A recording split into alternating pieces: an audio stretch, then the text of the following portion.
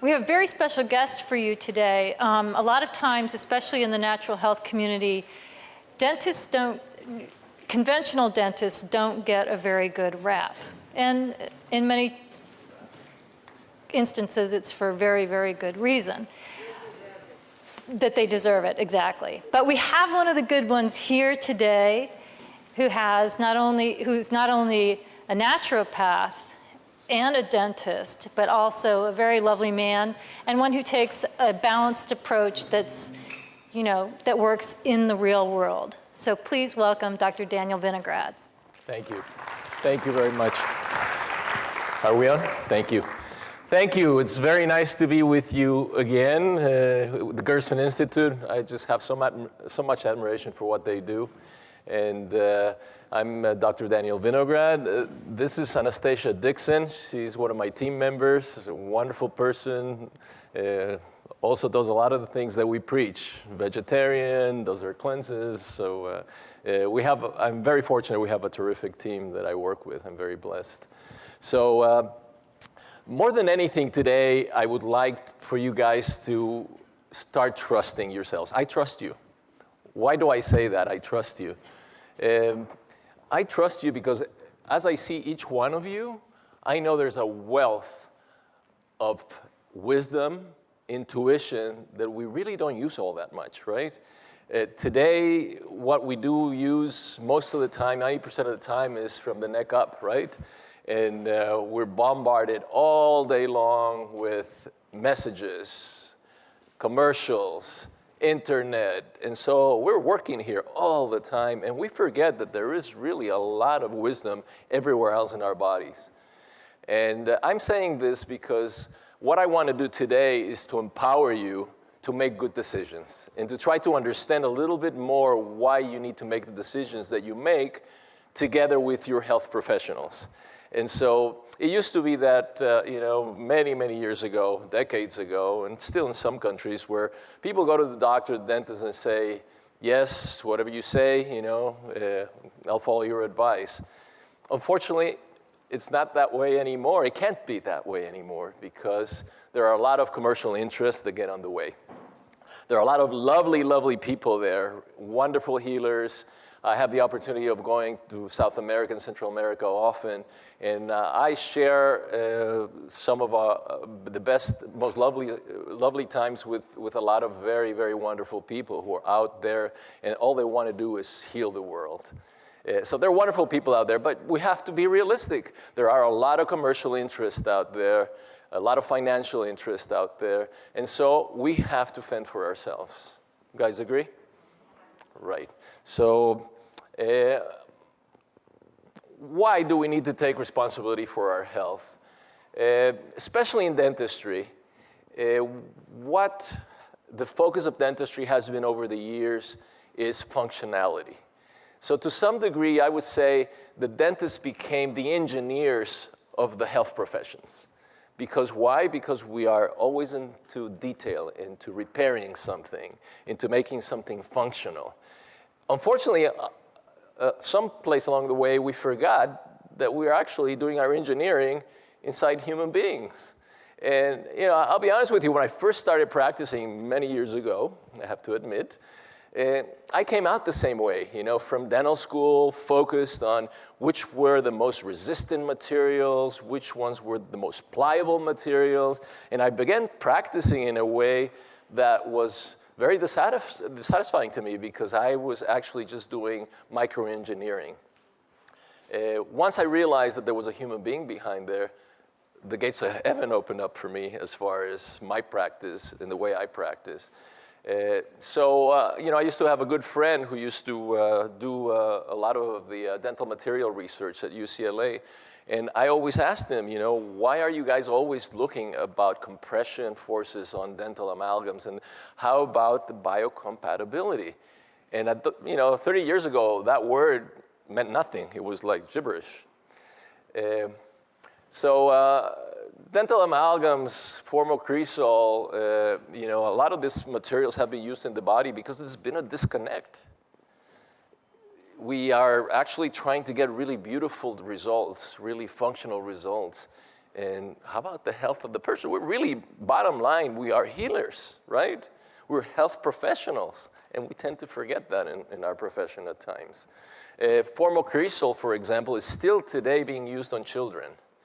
When they do a child root canal, or a pulpotomy, as they're called, part of the nerve is taken out, and formal cresol is placed. Now, formaldehyde is a known carcinogen, so why are we doing this still today? Why are we still placing amalgams today? So hopefully, as we go through the lecture, we'll maybe get some clarity about what's going on. Mercury amalgams, what started first is in 1833, a couple of Frenchmen brought amalgam for the first time into the US. And materials that were available at that time were just not great from a physical point of view. And so by 1844, New York, which was really the hub of dentistry at that time, about half of the dentists were using dental amalgam. And everybody was like, wow, this is great stuff. You know, it works well. You can pack it in. It hardens. It's long-lasting. It's just the right thing to do. But there was another group, American Society of Dental Surgeons, and they're like the first heroes here. And they actually started understanding that how can mercury, which is so toxic, be okay to put in people's mouths? So they began a countercurrent here, and they began to not allow its members to use the amalgam. If you wanted to belong to this very prestigious organization, you could not use amalgam. Unfortunately, in 1856, it was disbanded, and from then on, amalgam has been the go-to material for dental restorations. Now, mercury is one of the most toxic elements known to humans. And there are people who say, you know, Dr. Vinograd, Daniel, what if you're wrong? What if, you know, once you get the amalgam bounded with the metals, with the silver and so forth, what if at that point it really is inactive? It really doesn't hurt anything. Well, I say, maybe you're right. There's a possibility that you're right. There's always a possibility that there's another opinion, another way of looking at things. But why would I even take the chance, right? Why would I put something that the US government, Department of Health and Human Services, has categorized as the third most poisonous material that they know of, right? I mean, why would would I want to put that in my mouth just to find out if somebody is right or somebody is wrong?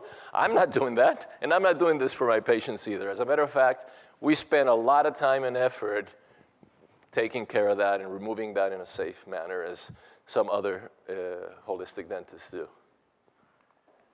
Now, this is not me. This is not a bunch of quacks, right? This is not holistic people.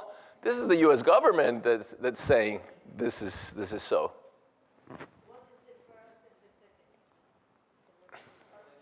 I'll back it up for you.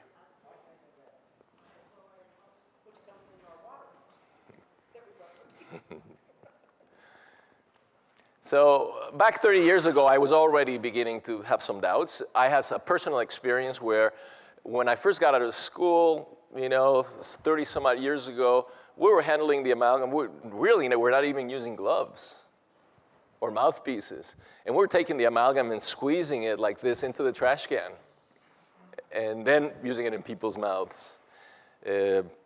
So about 5 years into my practice, I started feeling really ill. And I felt, into my 30s, this is what being into your 30s feels like, is getting old, right? And I was forgetting things. I just felt awful. And I started really trying to find out what was wrong. And I found out I was incredibly mercury toxic. And so that was my journey. That was my wake-up call. And I began to look at the possibility that this was really a nasty material.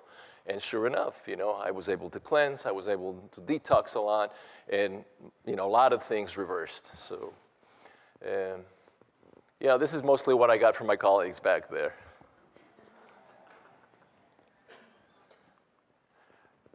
So why doesn't your dentist show you what mercury amalgam is such a hazardous substance. All you have to do, all your dentist has to do is go back to the manufacturers.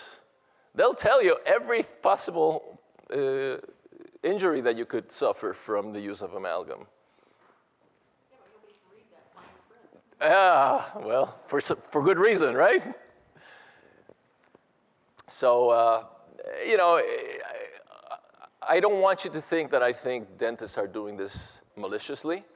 I think there's just a lot of ignorance, a lot of doing things the same way we've always done them, and they work and they're okay, and not wanting to look, right?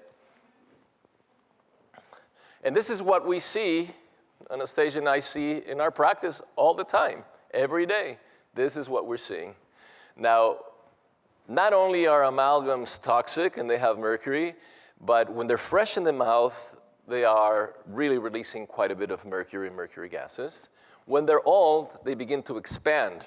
After a decade or two, they begin to expand. The margins actually separate from the tooth. And not only they start leaking again, but you start having underlying decay.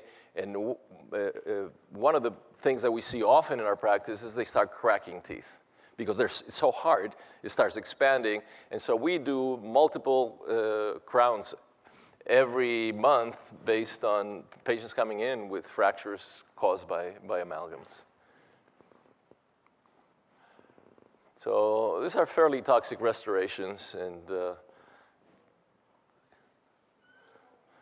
again, this is what we see in our office. Once we remove them, you know, a lot of the times, you know, this is what we find. And I don't know if you can see on that side the fracture line. Can you see the fracture line right between the two spaces there? Yeah, and those are very, very common. You'll see those fracture lines from amalgams. And that's usually what we find underneath. And, you know, fortunately today, there's so many different materials. Are all of the materials to restore teeth healthy? No. And I'm here to tell you the truth. There are really no perfect dental materials.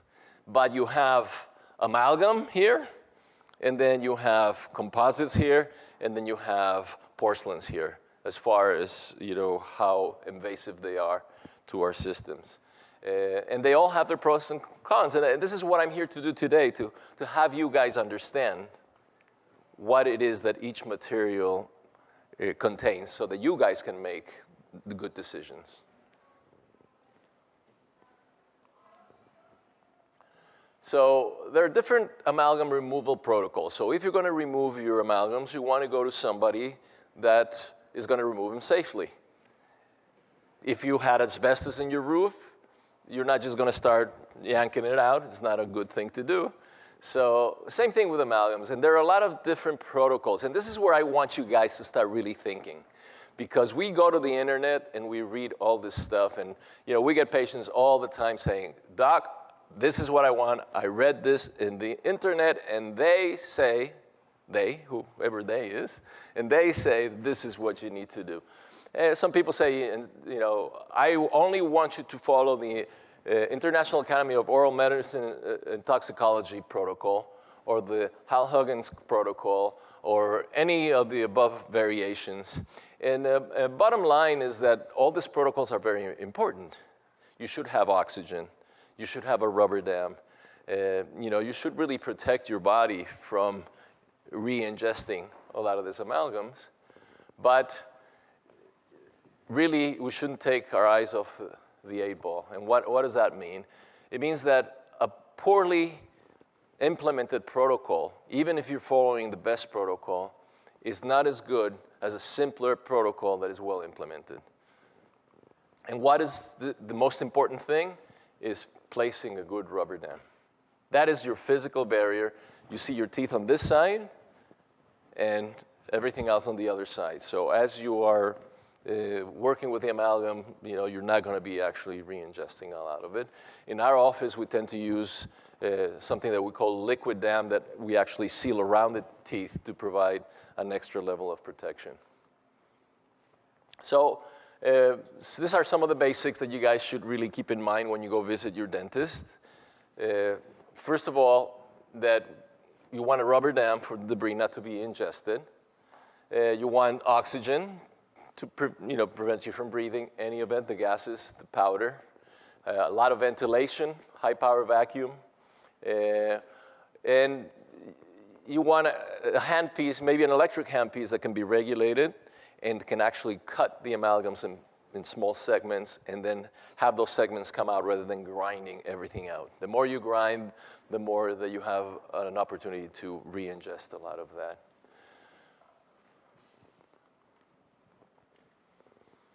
In our office, in addition, we use homeopathy to protect our patients. We have natural ventilation, which is, I think, important as well.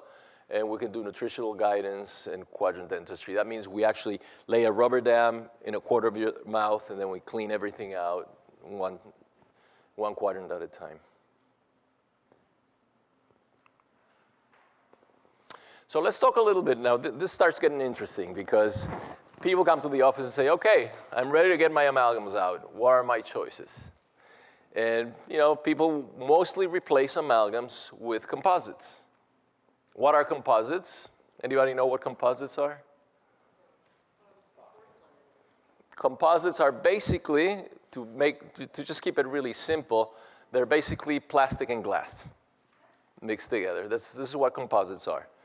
And is this better than mercury amalgam? A lot less toxic. Is it perfect? Not by far.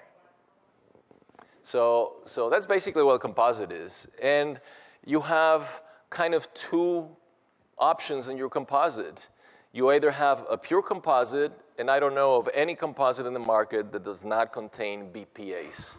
So if you have some challenges with your health, especially if you have some hormonal imbalances, BPAs are not exactly something that you want to be having, especially when you have large restorations and you're going to be chewing on that plastic crystal combination.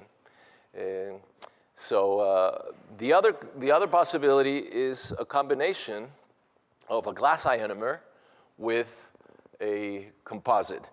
Now, they've managed to get the BPAs out of that, but the glass ionomer, by just the way they are, just by its essence, has a small amount of fluoride.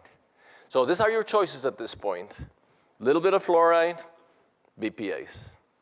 So now you're beginning to understand that there are choices to be made, and you have to be made aware of exactly what's being used.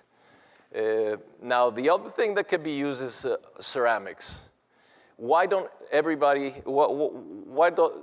dentists not just use ceramics all the time? Cost. It's basically cost. Probably a ceramic is probably 4 times more expensive than a composite. And most people have limitations. But again, you should understand that you have those choices and that a porcelain piece that has been baked is a lot more stable than a composite that has not.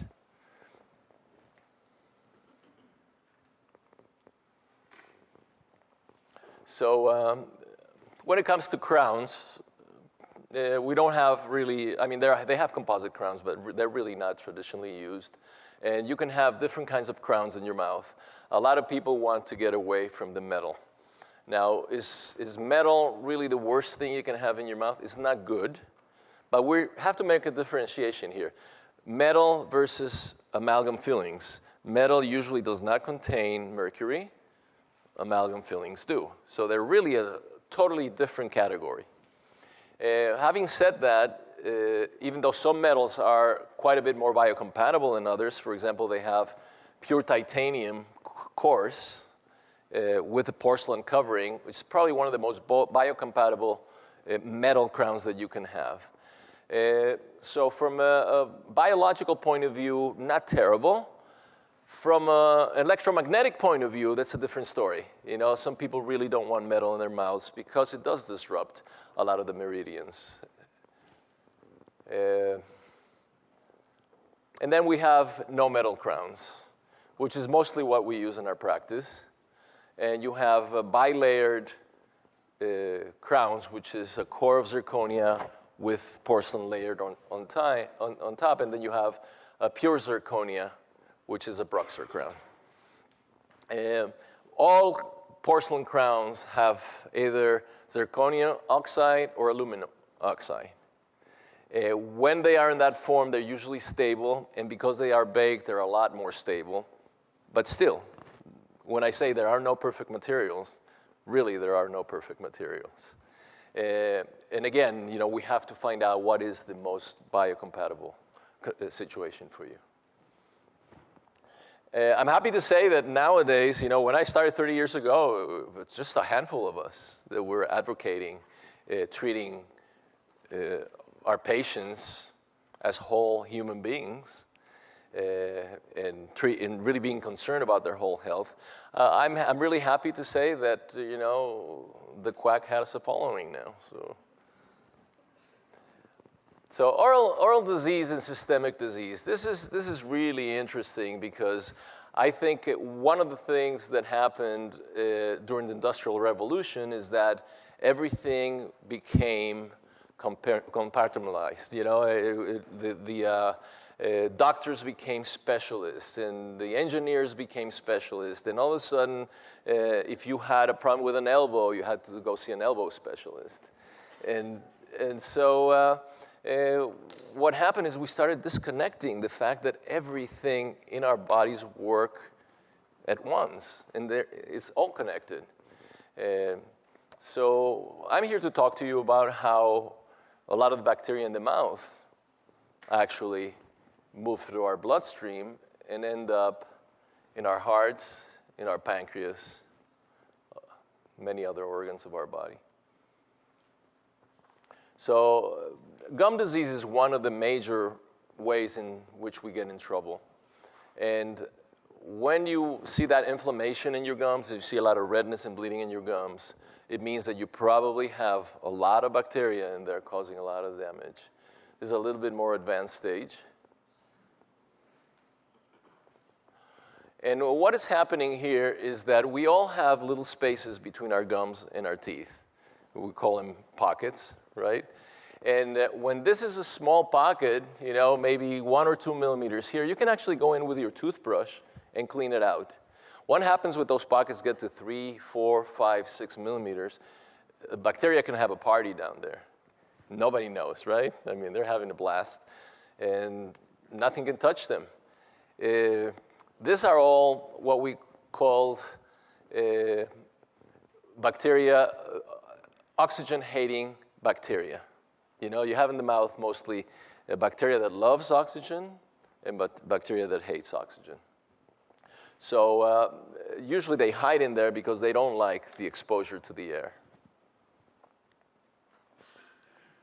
So the same bacteria that actually has been found in the gum pockets has been found in diseased hearts and pancreas. This has been some good solid research. How do they get there? Very easy. The pockets actually, when you feel a little bit of inflammation, when you have bleeding in your pockets, you have access to your bloodstream. So all of the bacteria that are in there are really accessing your bloodstream all the time.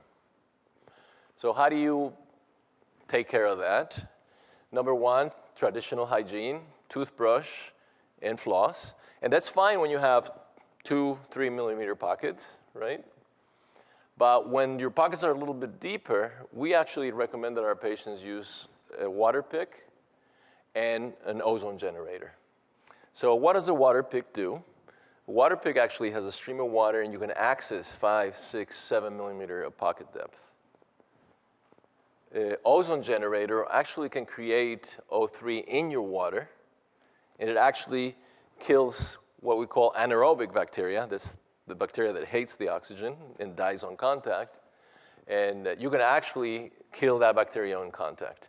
So we've had in our office patients that traditionally would be sent to the periodontist to get their gums trimmed, right? Trimmed back, called periodontal surgery. And we've actually had them on maintenance on the oxygen, on the ozone and water pick for quite a long time with really, really fantastic results. Does that mean that you guys can't use it if you don't have periodontal disease? Not at all, because the ozone will kill periodontal anaerobics as well as caries generating bacteria. So this is a great thing. I've had my ozone generator probably for about 30 years, and you don't need to use mouthwashes, any of that stuff if you're going to have an ozone generator.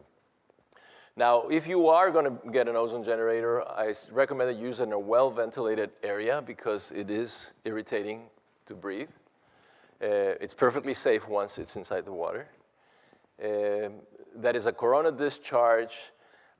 I would say 600 mgs per hour or better is good. You're going to get effective ozone in your water.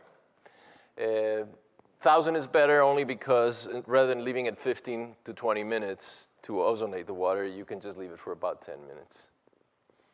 And make sure that it's a properly sealed box. You know, in the internet, they have some ozone generators, and they're kind of homemade things, and they actually expose you to a lot of ozone in the air.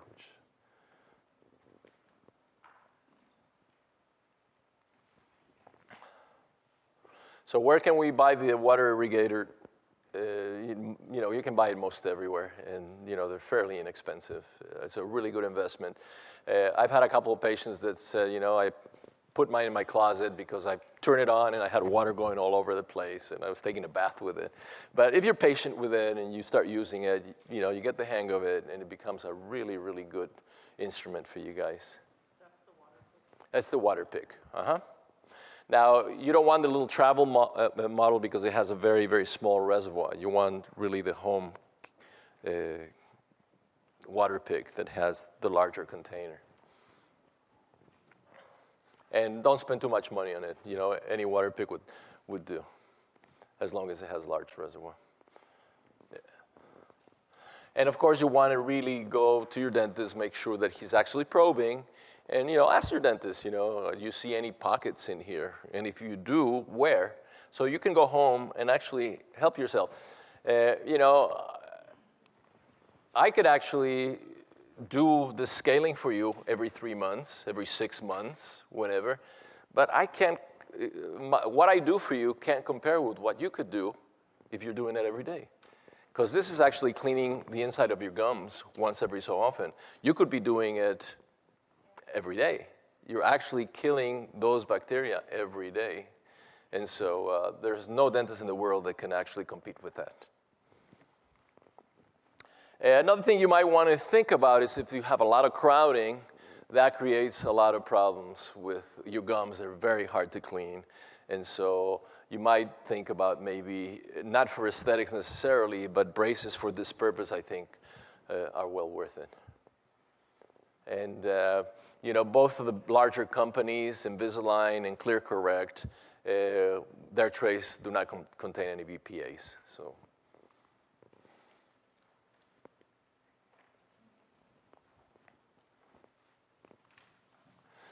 All right, here comes the elephant in the room.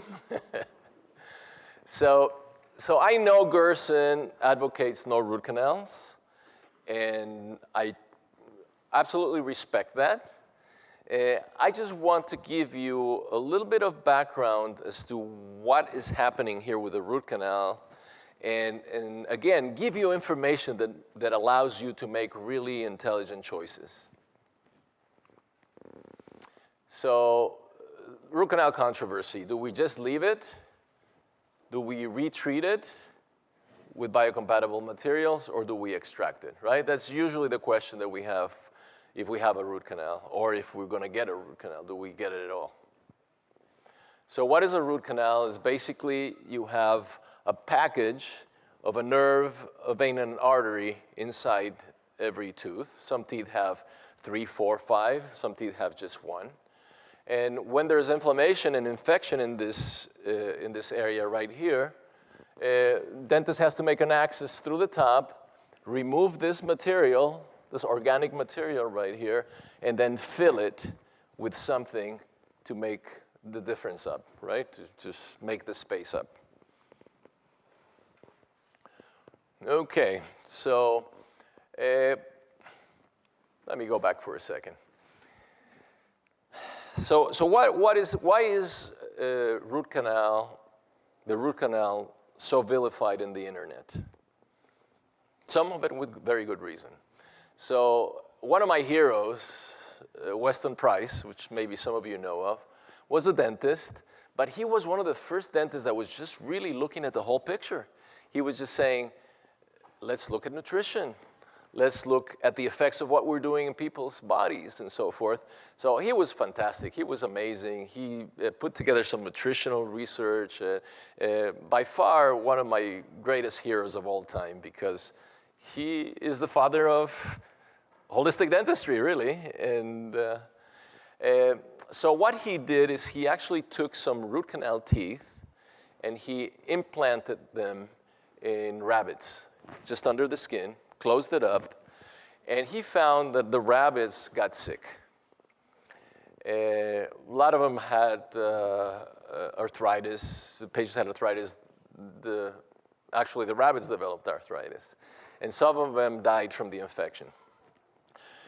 Right away, everybody said, you know, looking at this research, oh my God, root canals are going to kill you. They're going to give you cancer. They're going to give you an infection. They're going to give you arthritis, et cetera, et cetera. It's possible. It's very, very possible. What was about the root canal, though, that created the problems?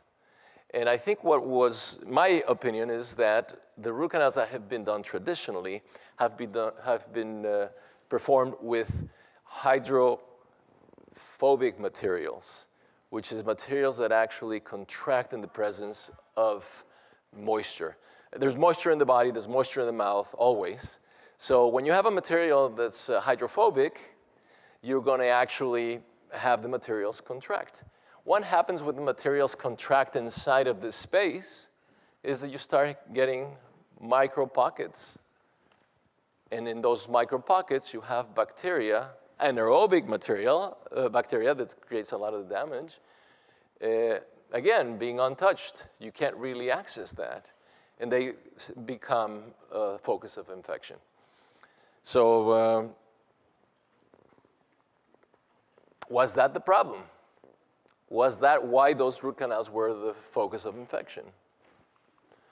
Well, as of maybe 7 or 8 years ago, there was something called BC Sealer, which was being used to repair knees, and you know, it had a lot of osteogenic properties. They would put it in the bone and actually would create bone around it.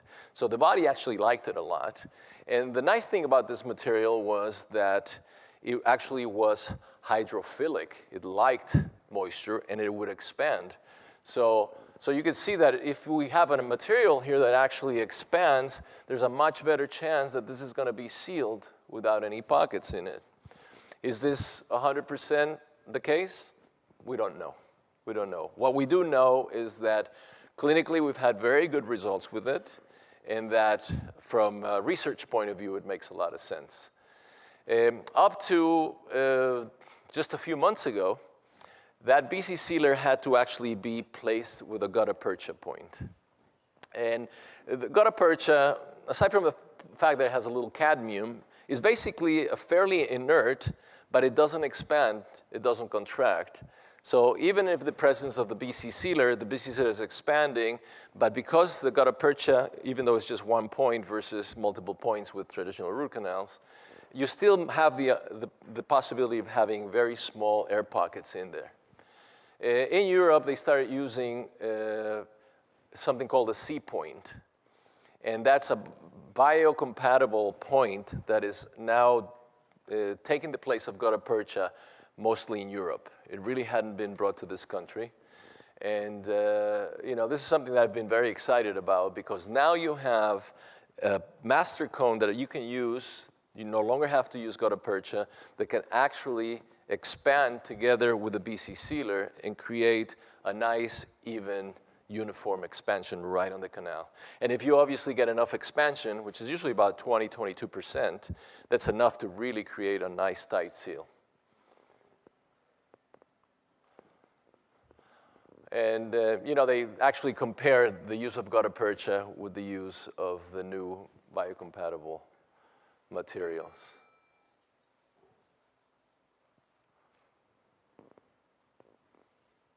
And it's basically talking about how the hydrophilic materials expand. Okay, so having said that, when do you do a root canal, when you don't? You know, I would say that when I get a patient in the office, if this patient has a lot of health issues, I probably would not go with a root canal. There are many different options, and you can explore those. Also, you can actually check some of the meridian charts and find out, I have a root canal on tooth number 3. How is that connected with what organs in my body? Is there a connection? If there is, and you're having challenges with that, I would definitely either remove or retreat that root canal. And if it's been retreated, definitely remove it. So again, you know, if you understand what's going on, now you can make decisions. Now you can ask the right questions to your dentist. You know, I had a patient that called me from Toronto recently and said, I went to a holistic dentist and they want to remove 9 teeth. I said, okay, send me your x-rays, I'll take a look at them. One of the molars was absolutely unsavable. So I said, why don't you have the doctor remove this molar, live with this for 3 months, and then multiply it times 8 and see what the quality of your life will be. So we have to balance things out, you know? We can't get so crazy that suddenly we decide. Now, of course, if I have cancer, if I have a very, very challenging situation, it might be worth it for me to do this and then to see how I'm gonna replace them. But we have to think ahead of time. How are we gonna replace these teeth? Are we not gonna replace them? Are we okay with not replacing them? Do we understand what it means to live without those teeth? The answers are yes, then go ahead. I just want you to think before we act in the consequences of the decisions they're going to be taking. No, so what is best? Implants, fixed bridges, removable bridges, Maryland bridges. So these are some of the, if you have decided that you want to extract the tooth, what are our options now? Implants. Implants are made of titanium. About 99.5% of the population is not allergic to titanium. There's half a percentage that is. We can actually find that out early. We can do a serum test, and we can find out if that's an issue. From a biological point of view, I've seen these implants integrate beautifully. The body loves them. It takes them in. However, there is the magnetic interference with some of the channels. And again, you know, if you're a very healthy individual, this might not be a problem for you. If you are seeing some health challenges, hey, you might want to reconsider. This may not be for you. Now, this is what implants were even, 6, 7 years ago. This is what implants were like. Very, very large, very invasive. A lot of the times, so big that they would actually not be, we could not place them because there was a nerve here or a sinus, et cetera. There has been some research showing that actually longer implants don't have the longevity of shorter implants because the fact that they do this. Zirconia implants. So because of the kind of practice that I have, a lot of people come and ask me, how about zirconia implants? Zirconia implants, from a biological point of view, okay. I think they're a little bit better than titanium, probably comparable, but a little bit better than titanium. The problem with those implants is that they are one piece, and they're very large and very invasive. Why is it a problem they're one piece? If you saw this implant right here, this is one piece, then you have a second piece coming out in the middle, and a third piece that is the crown. This one's come only in one piece, and then you can put the crown on top. Most of the time, your bone and your jaw is not oriented perfectly well so that you can put an implant and have the tooth come out perfectly straight so you can put a crown. So you have to actually grind those things, and when you grind them, you create microfractures, and microfractures are a big problem when you have something embedded in your bone. So I really, until the time where zirconia comes with a 2-piece implant, I'm not going to be placing them in most cases. We're eagerly waiting to see if they come up with a 2-piece. These are actually the ones that we place in our office when it's indicated, and they're called Bicon implants. They're bioceramic coated implants. And they're very, very small, which I like a lot because even from an electromagnetic point of view, they don't create the interference that these things were creating. And they have found out that the bone integration is great with them because they have a lot of surface, even though they're small. So this is an option. Again, not for everybody, but this is an option. And this is a case we just placed last week. Removable bridge. A lot of people like removable bridges because they feel that they are, some of the better, least aggressive, invasive materials. That is true in some cases, to be able to have but obviously the quality of life is a consideration here. Taking in and out your teeth all the time and moving around, it's not for everybody.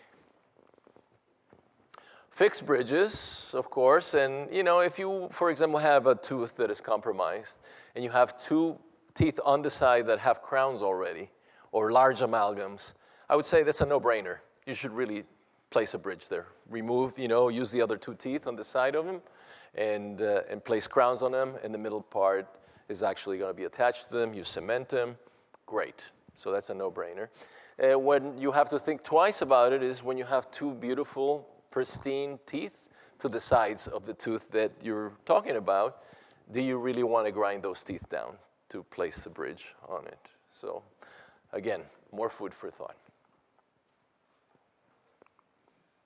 And then we have Maryland bridges, which actually are a lot less invasive. Rather than having to trim the whole tooth and place a crown on it, there's really, the tooth gets respected quite a bit more. It's not as aggressive in the preparation. Why doesn't everybody do this? Because they tend to come off. So you have to be ready to re-cement them every 6 months, every 8 months. You have to re-cement them because usually the retention is not quite what it could be with a traditional bridge. So once again, I urge you to listen to yourselves. You have 1.5 billion years of evolution and godliness in each one of you. For heaven's sake, listen to yourselves. Get good advice, obviously, but you have to listen to yourselves and use your intuition in choosing your health professionals as well. And I think if you do that, you're more likely to make really good decisions. The Chinese talk about the brain and the heart as being one organ, a single organ. And I think they got it right. Anyway, this will be right there if you have any questions or if there's anything I can do to help you guys out, be more than happy to. So I'll open it up for questions if you have any. I have one that came in actually a little earlier on from the web stream, and that is, do porcelain fillings cause more sensitivity than composites? Okay. What we found in our practice is that a lot of the times when amalgams are removed, you have microfractures. And those microfractures, as you remove them, actually relax and open up a little bit more. So teeth get very sensitive no matter what you replace them with. So what's important is the depth of the preparation. If it's very, very close to the nerve, you're going to have more sensitivity than it's not. And so often we'll place desensitizers. We have now a calcium hydroxide-based desensitizer. And we can actually put a coat of calcium to protect from the sensitivity. If none of those things are done, then you could experience sensitivity either with a porcelain or with do you find that to be the case, Anastasia? Absolutely. Yeah. Okay. So you don't necessarily find a greater sensitivity with one versus the other? No, and the materials that we use with the calcium base really makes a nice liner. And sorry. So the calcium base that we use is, again, from a biological standpoint, very healthy for the body. The teeth accept it very easily. And it just puts a nice coating down. And then with a lot of the cements that we're using, the strength is very good. And again, it adheres to the teeth in such a nice manner that reduces the sensitivity and yeah, so. Yeah, but I don't think we have found much difference between the porcelain and the composites as far as sensitivity. No, but it will don't put it to desensitize down. Right. Yeah, so it's more a matter of the depth of the preparation. What happens to the roots of good teeth when they're ground down for a bridge? Actually, you don't grind the roots at all. Let me see if I can find here something that I could use to. Yeah, so this is a good example. So the roots would be down below here, and all we're seeing right here is just the crown of the tooth. So the root would be all the way down here. So nothing happens at all to the root, and what you're taking is a couple of millimeters off of the outside of the crown only. So it's just the outside of the tooth part itself, but not the root. The root stays in place.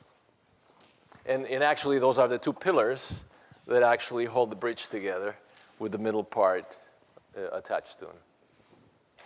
It's very interesting. Thank you for all that. I do have a question.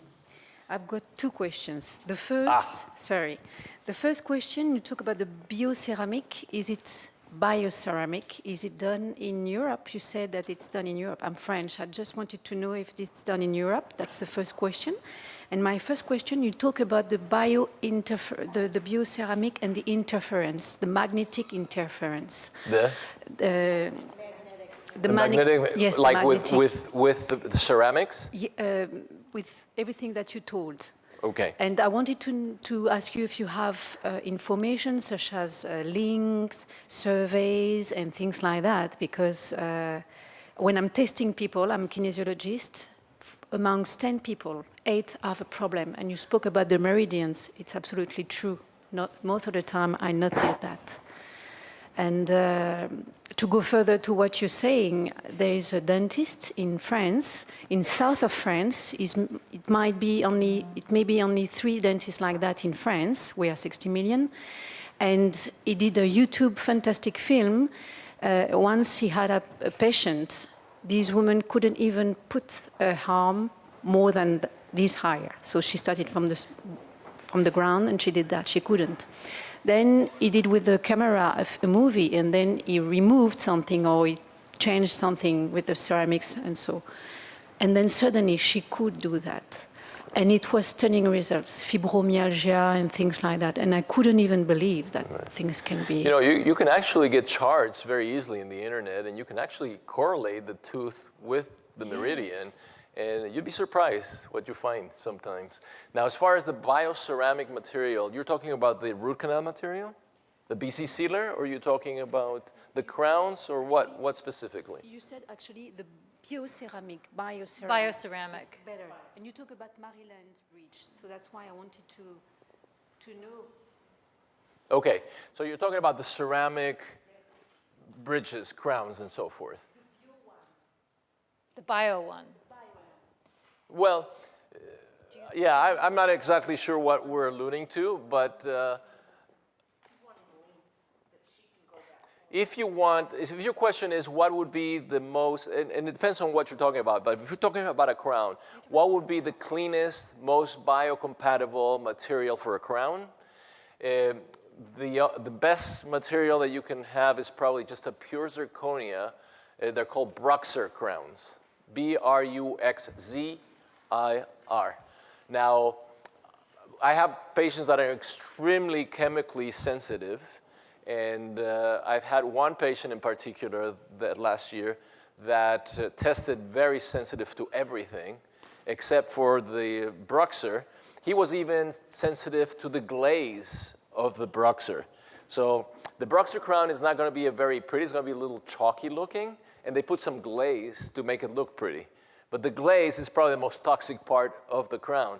So if you want to go with a just very, very pure crown, the cleanest that there is, if you have a lot of sensitivities or challenges, would be a Bruxer crown unglazed.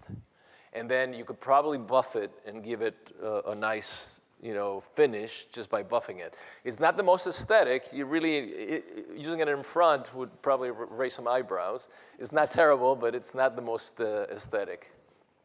They all have pros and minuses, but as far as the health is concerned, that would be the one. And then Did I answer your questions? Okay, all right. Here's Great. a quick Thank one. you for your question. Is it safe to rinse with hydrogen peroxide after brushing? Yes, it's safe. Hydrogen peroxide is perfectly safe, and it makes sense if you guys think about what we talked about, right? The hydrogen peroxide, right? Peroxide, you're actually adding some oxygen into the area, which is not very welcomed by some of this bacteria, this anaerobic bacteria. I would say, though, that a lot of people talk to me about hydrogen peroxide. There's really no comparison between hydrogen peroxide and ozone. Ozone is much more concentrated, much greater amount of oxygen per square inch, and a lot more able to kill a lot of the anaerobics. So I would say ozone would be much preferable, but you know, hydrogen peroxide is fine. In the long run, though, if you get an ozone generator, it'll be cheaper than buying a lot of oxygen peroxide. You know, you should shop it around in the internet, but they usually, a good machine runs between $200 and $250. No, it's just an ozone generator. You can use it for anything you want. There are actually people who use ozone to ozonate olive oil and do flushes. There are different things that you can do with it. So that's a whole other lecture, but yes, dear. Do you recommend calcium supplementation or any other supplementation? What kind of supplementation? Calcium. Supplementation. You know, calcium supplementation by itself, in as far as the teeth are concerned, is, I would say, useless. Oh. Yeah, I don't think your body absorbs it, and even if your body absorbs it, you know, your teeth are already calcified. Most of the recalcification of the teeth happens in the mouth with the enamel, directly through the mouth, and a little bit of the calcium that you could have could go into the saliva and help somewhat. But I don't think it's a major player. I would say eating well, juicing, you know, especially some of the high calcium containing vegetables would probably be much, much better than to have calcium in isolation, because calcium needs phosphorus, needs a few other elements to really be properly absorbed. So no supplementation, period. Yeah, you know what? I'm just really anti-supplement kind of guy. I think good nutrition by far outweighs a lot of the stuff that millions of dollars I spend or billions of dollars I spend to promote. With vitamin D. Well, vitamin D is a little different story, and we found some research showing that a great number of people in this world today are vitamin D deficient. So that would be the one supplement that I would consider, especially if you live in an area which is not sunny or you spend a lot of time indoors. You're welcome. What do you recommend? Do the root canal or not to do the root canal? That was Shakespeare's question. To be or not to be, or to do or not to do. So tell me what your situation.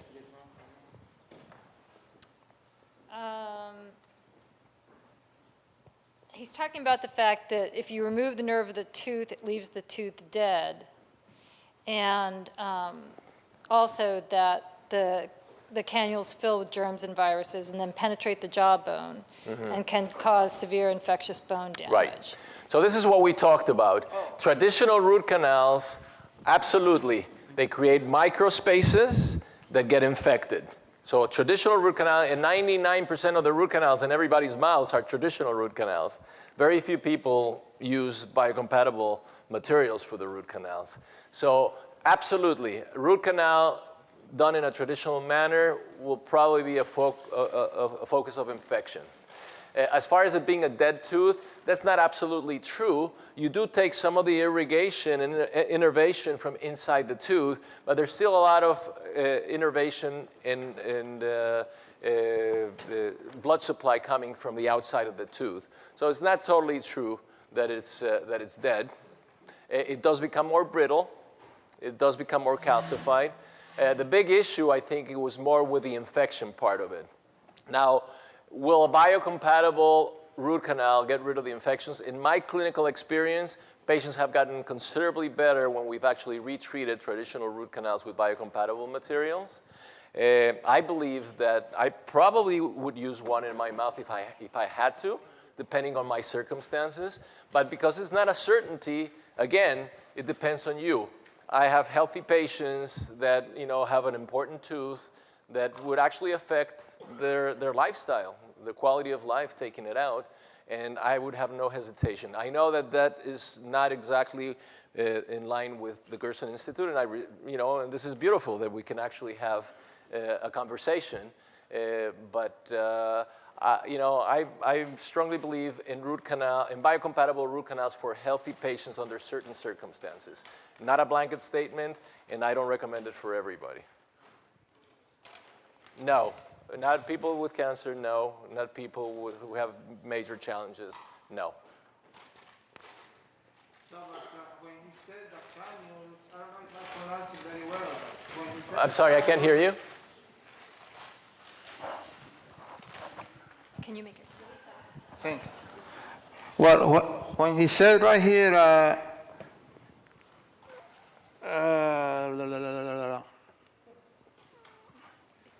you see, when he said that the nerves that comes down, right?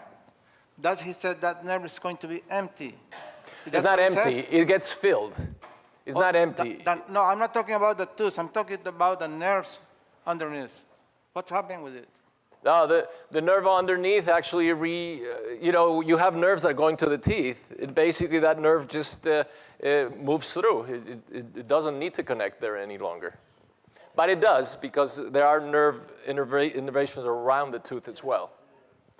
So that's really not an issue. The bigger issue is the focal point of infection. I think that's really the main issue here. You're welcome. Have you seen any correlation between cancer developing in a patient who has teeth removed, young cadaver, bone graft done, and cancer forming afterwards, like within 8 to 10 months? I have not read any research. Have you? No, I have not. In our practice, we don't use any cadaver or even bovine graft. We use basically a calcium-based grafting anytime we have to graft bone. Who knows what the issues will be 10 or 20 or 30 years from now from using a cadaver bone. So I don't really want to expose my patients to that. Specifically, I have, my sister had a bone graft done 8 to 10 months ago, and it was a young cadaver bone. And then after 8 months, she's found with cancer in the... Yeah. It may or may not be related, but my gut feeling is that I would not use cadaver bone on myself, or my family, or my patients. I don't think it's needed. If there are really situations that require large bone grafts, I would be much more inclined to do an autogenous bone graft, from another part in your body and put it into your own, into your mouth, or to use what we use is calcium-based bone grafting material, which just creates a matrix and a holding pattern for your own body to actually lay the bone in. Sorry about your sister. Hi, thank you. I just wanted to know your opinion with regards to oil pulling and oral hygiene. Great. So oil pulling is an effective method of actually pulling some toxins out of your mouth, and I think it's been used for a long, long, long time. Dr. Vinograd, could you explain in case people don't know what oil pulling is, actually? Yeah, you basically use a base of oil. It could be, some people use walnut oil, coconut oil, different kinds of oils, and you actually hold it in your mouth and swish it for a prolonged period of time. And the oil actually helps draw the toxins. 10 minutes? Yeah, anywhere 10 to 20. There are people who do it for 20 minutes, 10, 15, 20 minutes. I usually don't recommend it in my practice so much because 95% of all the toxins in the mouth are generated by bacteria, mostly anaerobic bacteria. So I'm mostly a proponent of the ozone rather than the oil pulling. It's faster, and it's, I think, much more effective in going to the root cause. If you have bacteria that are generating this, you can oil pull the toxins, but the bacteria are still in there. And they're recreating the scenario again, over and over again. Hi. Hi. I have 2 questions. Sure. I'm having an amalgam removed. I have one in my mouth, and I'm getting an onlay done. Okay. Is that right? Is that normally a composite material or a porcelain material? It can be both. Oh, okay. It can be both. If it's going to be, it's going to probably be done at the lab or at Yes. the dental office. Yeah. It's going to be milled. Yes. And so if it's going to be milled, your composite will probably not have any BPAs or any fluoride, which Okay. is a good Yes. thing. But it can be both, either or. Okay. And most of the time, it's porcelain. Okay. And that's probably going to be the more stable Oh, okay. of the 2 materials. Great. And also, what's your opinion about pulling wisdom teeth? You know, it's wisdom teeth are most problematic when they're partially erupted. Because once they get partially erupted, you have a real bacterial trap there, which is basically what we talked about in the pockets. It creates a much larger pocket in there that becomes problematic in that sense. When they're in the bone, you know, you just watch them for the possibility of cysts in the future, but most problematic when they're halfway in. Yeah, you're welcome. Thanks for your question. Hi.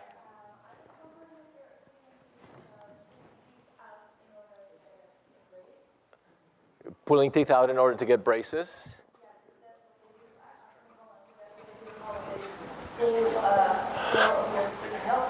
Can you speak into the mic a little bit?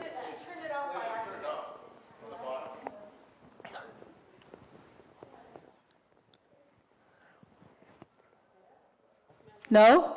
There we better. go.